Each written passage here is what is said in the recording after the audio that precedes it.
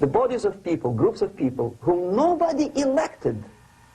Never. As a matter of fact, most of the people don't like them at all, and yet they exist.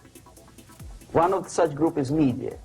Who elected them? Today, ownership of the news media has been concentrated in the hands of just 6 incredibly powerful media corporations. The 6 corporations that collectively control U.S. media today are Time Warner, Walt Disney, Viacom, Rupert Murdoch's News Corp, CBS Corporation, and NBC Universal. Together, the Big 6 absolutely dominate news and entertainment in the United States. How come they have so much power? Almost monopolistic power on your mind. They can rape your mind.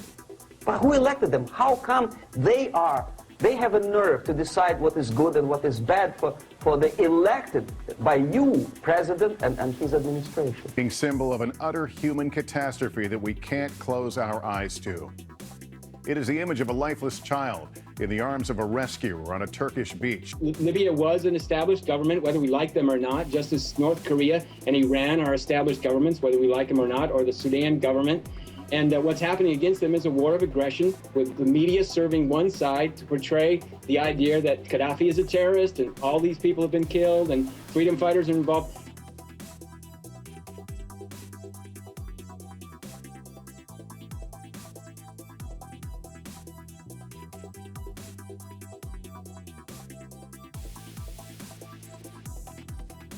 Spiro Agnew, who was hated by the liberal left, called them a bunch of enfeebled snobs, and that's exactly what they are.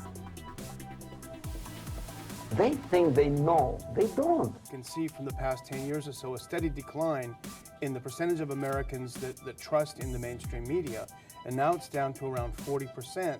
So 60%, 6 out of 10 Americans do not believe the mainstream media.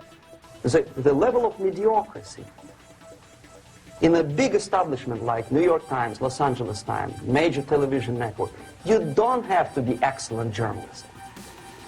You have to be exactly a mediocre journalist. That's easier to survive. There's no competition anymore. The mainstream media has been the referee for decades, but they've done such a terrible job because they've been a referee in just feeding us what the regime wants us to get. And right now, thousands of Americans are marching in New York and Washington and across the country, demanding a justice system that applies the same to everybody and honors our values. And we want you to know that our hearts are out there marching with them. It's only the appearance of fighting because they all agree on the basic things. And that's true in the media, whether you watch O'Reilly or Rachel Maddow, when it comes to issues of war, of the Federal Reserve, of real fundamental issues, they're in absolute agreement. There's just some sprinkling of different flavors depending on if you're R or D. Power structure slowly is eroded by the bodies and groups of people who do not have neither qualification nor the will of people to keep them in power, and yet they do have power. These corporate behemoths control most of what we watch, hear, and read every single day. They own television networks, cable channels, movie studios, newspapers, magazines, publishing houses, music labels, and even many of our favorite websites. They're necessary. They have to be the referees to make sure that we get the right propaganda, as far as I'm concerned, because I think they're puppets for the government. Who the hell are they?